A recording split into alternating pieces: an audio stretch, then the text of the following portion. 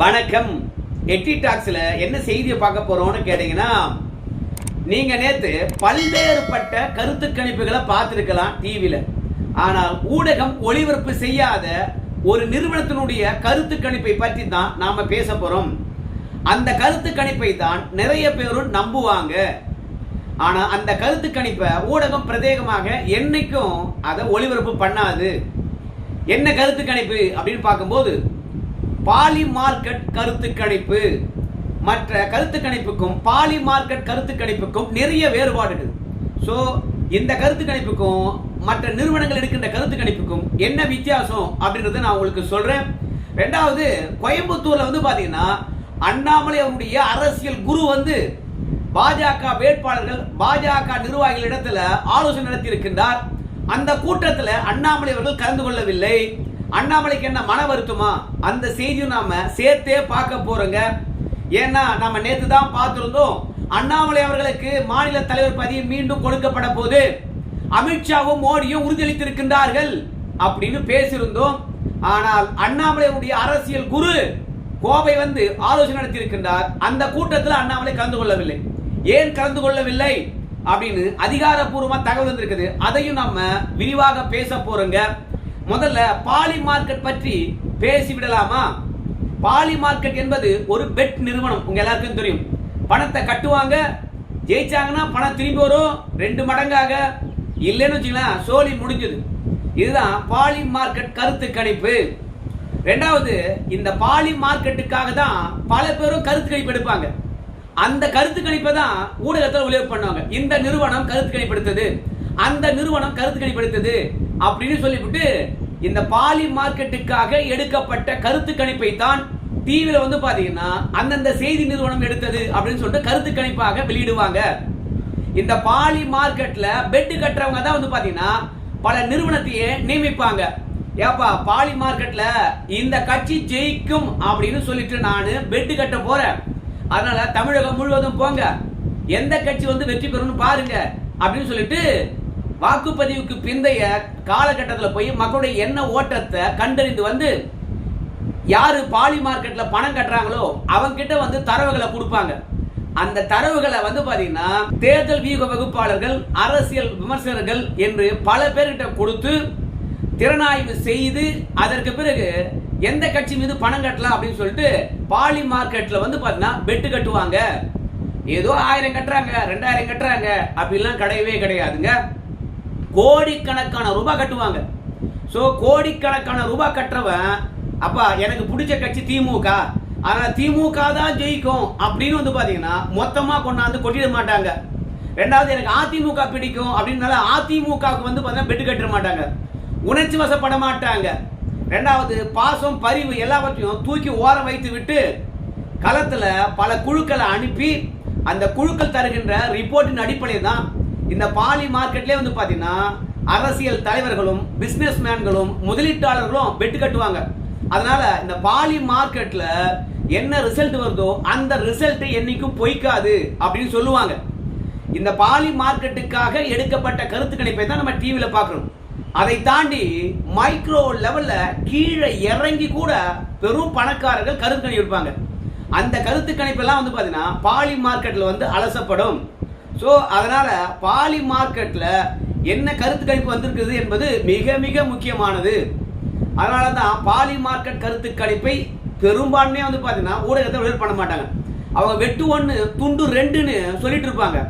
எந்த கட்சிக்கும் ஆதரவா இருக்காது. சரிப்பா, அந்த கருத்து கணிப்புல யார் வெற்றி பெறுவாங்க அப்படின்னு சொல்லிட்டு பார்க்கும் பொழுது திமுக தான் 75% மீண்டும் ஆட்சிக்கு வரும் அப்படின்னு பாலி மார்க்கெட் கருத்து கணிப்பு சொல்லுது.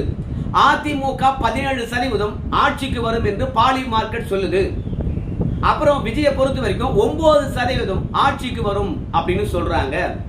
ஆனால் இந்த பாலி மார்க்கெட் கருத்து கணிப்பையும் தவேகா காரங்களும் அதிமுக காரங்களும் பாத்தீங்கன்னா நிராகரிக்கிறாங்க.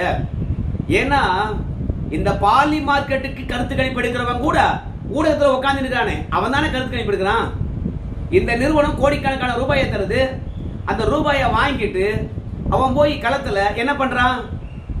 அவனுக்கு விருப்பமான ஆட்களை மட்டுமோ இல்ல அவனுக்கு வசதியா எந்த இடம் இருக்குமோ அந்த இடத்துல மட்டும் கருத்தை கேட்டுட்டு ஐயா இவங்க தான் ஜெயிப்பாங்க, அப்படின்னு வந்து பாத்தீங்கன்னா யாரு கருத்து கணிப்பு எடுக்க சொன்னாங்களோ பாலி மார்க்கெட்ல அவங்க வந்து கருத்தை சொல்லிடுறான்.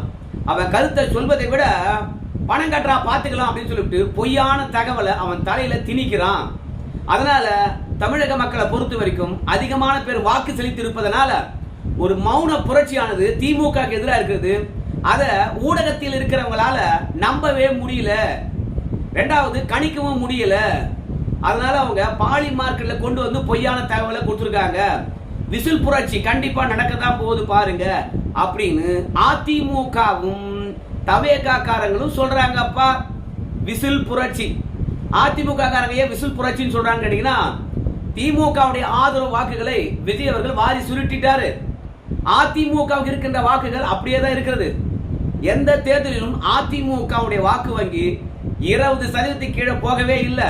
கூட்டணி கட்சிகளும் பலமா இருக்குது. அதனால இந்த பாலி மார்க்கெட் கருத்து கணிப்பும் இந்த முறை தோல்வி அடைய போது நீங்க பார்த்துக்கிட்டே இருங்க அப்படின்னு அதிமுக மற்றும் திமுகவினர் சொல்றாங்க.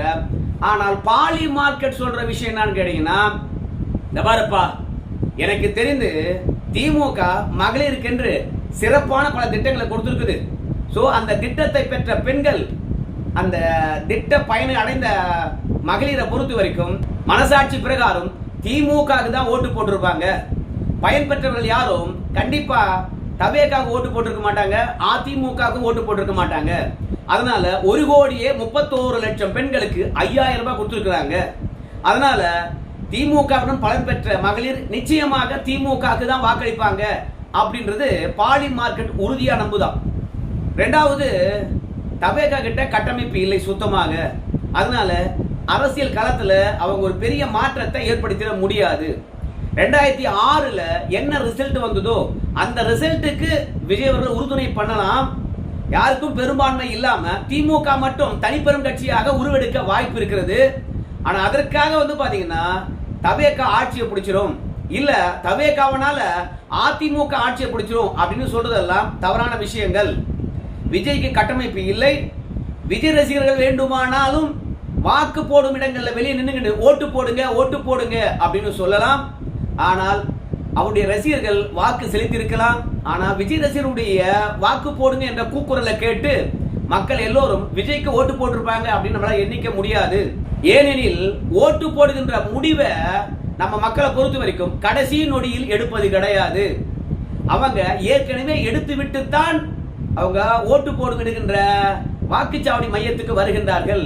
அதனால வாக்குச்சாவடி மையத்துக்கு முன்னாடி உட்காந்துக்கிட்டு தவேகா ஓட்டு போடுங்கம்மா தவேகா ஓட்டு போடுங்கம்மா அப்படின்னு சொன்னா யாரும் தவேகாக ஓட்டு போட தயாரா இருக்க மாட்டாங்க.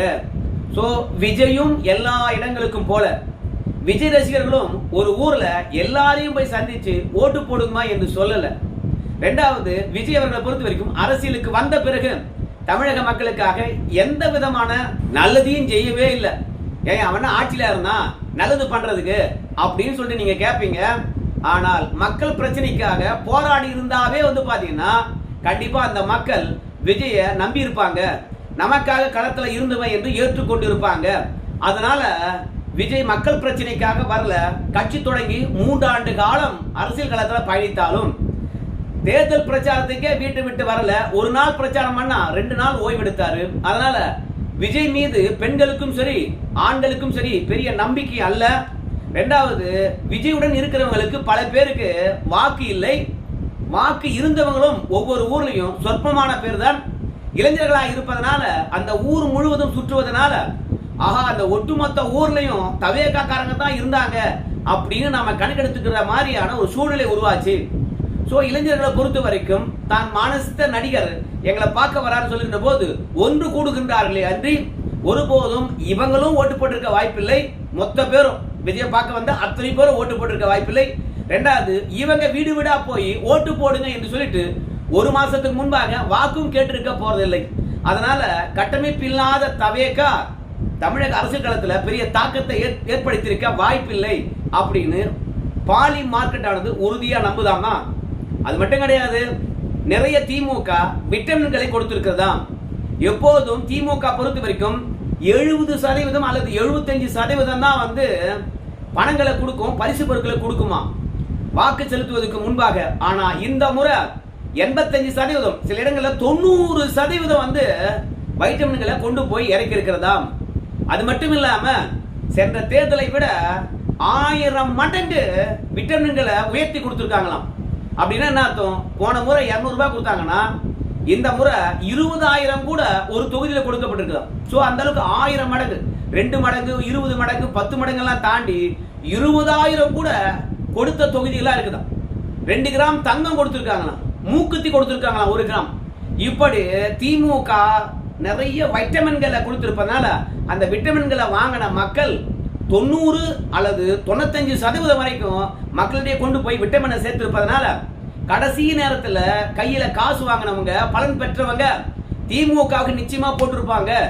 அதனால ஆட்சி மாற்றம் வருவது சந்தேகம் அப்படின்னு பாலி மார்க்கெட் கருத்து கணிப்பு தெரிவிக்கிறது. அதனாலதான் வெட்டு கட்டி யார் வெற்றி பெறுவார்கள் என்று காத்திருக்கின்றார்கள் அல்லவா, அவங்க உறுதியா சொல்லுகின்றார்கள் மீண்டும் திமுக தான் ஆட்சிக்கு வரும் என்று. சோ பாலி மார்க்கெட் கருத்து கணிப்பு தான் எதிரொலிக்கும் என்று சொல்றாங்க. நாங்க இத முடிவு பண்ணிட்டோம், நீங்க இதுதான் ஏத்துக்கணும் அப்படின்னு ஊடகம் திணிக்கின்றதெல்லாம் விட்டுடுங்க, பாலி மார்க்கெட்ல வர்றதா உண்மைதானுங்க அப்படின்னு சொல்றாங்க. உங்க கருத்து என்னங்க?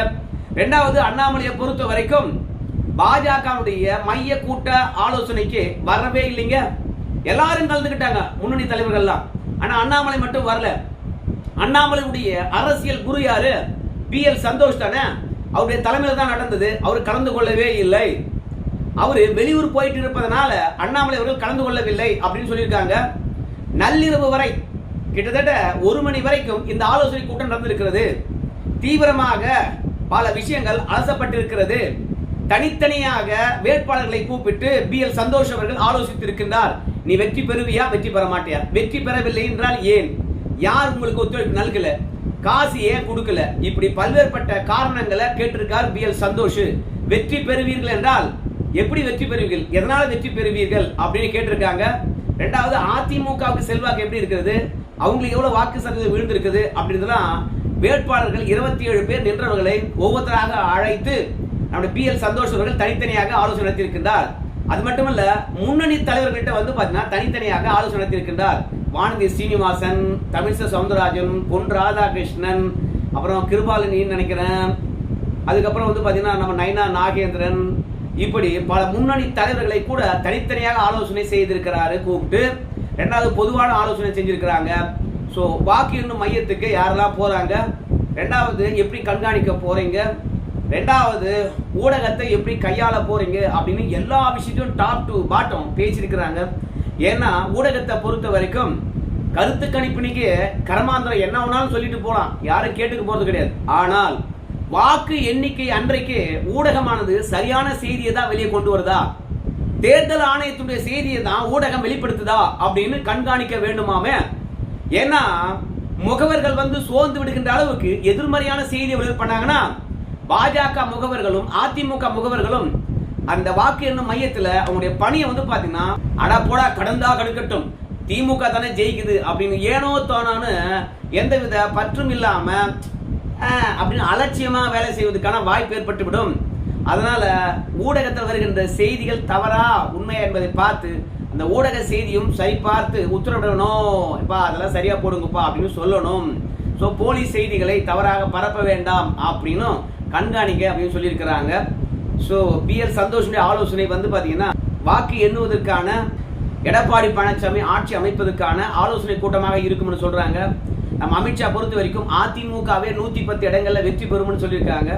ஸோ அதனால அந்த 110 இடங்கள் வெற்றி பெற்ற பிறகு அதிமுகவுக்கு பாஜக நேரடியான ஆதரவு தர்றதா இல்ல ஆட்சியில பங்கு தருவதா அப்படின்றத நிறைய ஆலோசனை நடத்தினாங்களாம். அந்த ஆலோசனை கூட்டத்தில் அண்ணாமலை பங்கெடுத்துக் கொண்டிருக்க வேண்டும் என்று நினைச்சாங்க. ஏன்னா இந்த தேர்தலில் அண்ணாமலைக்கு பெரிய முக்கியத்துவம் கொடுத்தாங்க. அண்ணாமலை வந்து தமிழ்நாடு முழுவதும் போய் பிரச்சாரம் பண்ண வேண்டும் என்பதற்காக தனியாக ஹெலிகாப்டரே வந்து பார்த்தீங்கன்னா ரெடி பண்ணி கொடுத்தாங்க. அண்ணாமலையும் ஹெலிகாப்டரில் பறந்து தான் எல்லா இடத்துலையும் போய் பிரச்சாரம் பண்ணாரு. ஆனால் தேர்தல் முடிந்த பிறகு முக்கிய ஆலோசனை கூட்டத்தில் அண்ணாமலை அவர்கள் கலந்து கொள்ளாதது அகில இந்திய தலைமைக்கும் அண்ணாமலை ஆலோசனை குருவா இருக்கக்கூடிய பிஎல் சந்தோஷ் அவர்களுக்கும் மன வருத்தம் என்று சொல்றாங்க. கோயம்புத்தூர்ல தான் கூட்டம் நடந்தது, அங்கதான் ஒரு வீடு இருக்குது. அவர் கோயம்புத்தூர் இல்லாம எங்க சென்றார் அப்படின்னு தான் பிஎல் சந்தோஷோட எண்ணமா இருக்குது. ஏன் தொடர்ந்து இந்த மாதிரியான ஆலோசனை கூட்டங்களை அண்ணாமலை அவர்கள் புறக்கணித்துக் கொண்டே வருகின்றார்? ஒவ்வொரு முறையும் அவரை ஏன் எதற்காக வாப்பா கூட்டம் நடக்குது என்று வேண்டி அழைத்து வந்து கூட்டத்தில் பங்கெடுக்க செய்ய வேண்டியதா இருக்கிறது, என்ன மன வருத்தம் என்று இந்த ஆலோசனை கூட்டத்திலேயே கேட்டிருக்காங்களாம். அவர் மாநில தலைவர் பதவி கேட்கிறாருங்க, அதை கொடுத்துட்டீங்கன்னா போதுங்க அப்படின்றத எல்லாருடைய கருத்தும் இருக்கிறது. தேர்தல் ரிசல்ட் வந்த பிறகு அவர் மாநில தலைவர் ஆக்கலாம், அண்ணாமலை விஷயத்தை சொல்றீங்க அப்படின்னு சொல்லிட்டு போயிருக்கிறார்களாம். ஸோ அண்ணாமலை ஆதரவாளர்களுக்கு PL சந்தோஷ் சொன்ன முடிவு குஷியை தந்திருக்கும் என்று நினைக்கின்றேன். சரி நண்பர்களே, இந்த வீடியோ எப்படி இருந்து உங்க கருத்து சொல்லுங்க. நன்றி.